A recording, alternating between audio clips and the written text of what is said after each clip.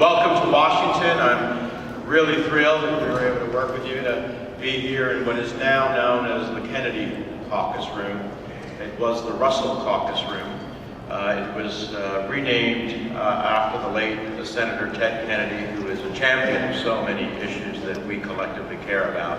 And it is fitting and appropriate that it be named so. So we're glad to welcome you here. We appreciate your advocacy each and every day as we all work to advance the future for adults with autism. I know Mike Doyle is also our honorary co-host, and he is someone I've worked with in the House and a tremendous advocate in the United States House of Representatives. So we're glad to join with him. I believe, as a United States Senator, that a society is judged by how we treat those in the dawn of life, how we treat those in some form in the shadows of life, and how we treat those in the twilight of life. And so fulfilling every individual's God-given potential is something that I see as a core mission of my work in the United States Senate. And so in that respect, while we celebrated in April Autism Month, it is to me an obligation to bring to people's attention and understanding the tremendous possibilities of individuals with autism, and at the same time the challenges that they and families meet in our society each and every day, and to try to help them along the way. Certainly in New Jersey, the highest rate of autism in the country. We are aware of those challenges each and every day. 1 in every 94 children in our state is diagnosed with autism versus 1 in 110 elsewhere.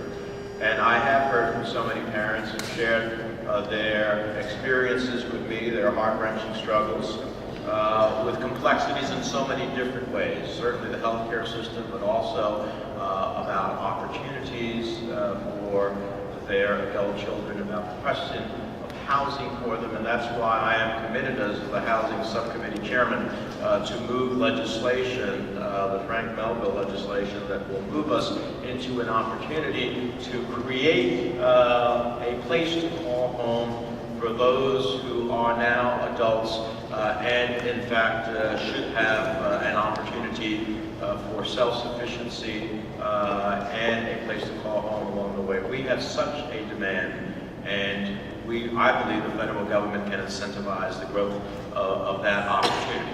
And so I am working, and I am hoping that in what is left of this session, we have the support of the chairman of the full committees, Senator Dodd, and it is my hope that we will move the legislation before the end of this year.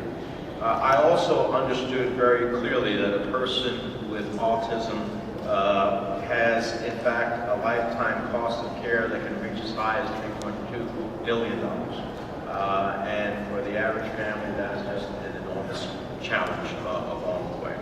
And that's why I'm so pleased that my amendment to the healthcare legislation that was signed into law says that state-based insurance exchanges must cover behavioral health treatments as part of the minimum benefit standards. And I look forward to that happening in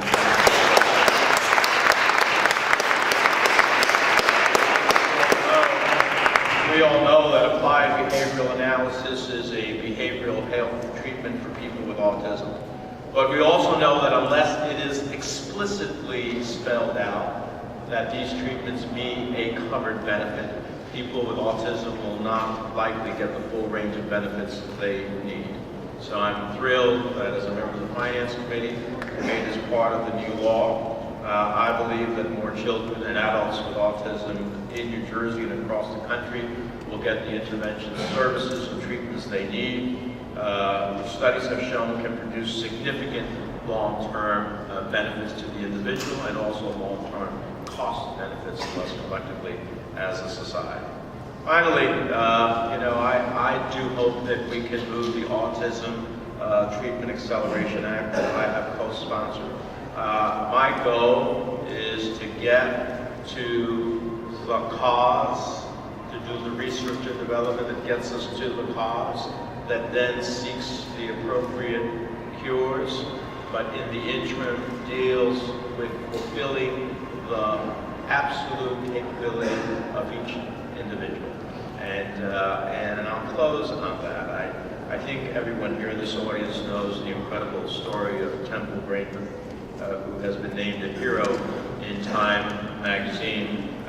List of the 100 most influential people in the world, knows how much she's done to advance our understanding of autism. She once wrote that too much emphasis is placed on that that people with autism cannot do. And she said, and I'll quote, "While impairments and challenges do exist, greater progress can be made teaching those individuals with parents and teachers work on building upon the child's strength and teach in a manner that is aligned with their basic pattern of thinking." What she's taught us is that we must continue to work together to make even greater progress, concentrating on what a child with autism can do and what we all can do to continue to meet the needs and advance the future for these fellow Americans who have autism. To that goal, I am committed for so long as I am a United States Senator. You have my hand in friendship and the power of my office to make sure we reach those goals. Thank you very much for your attention.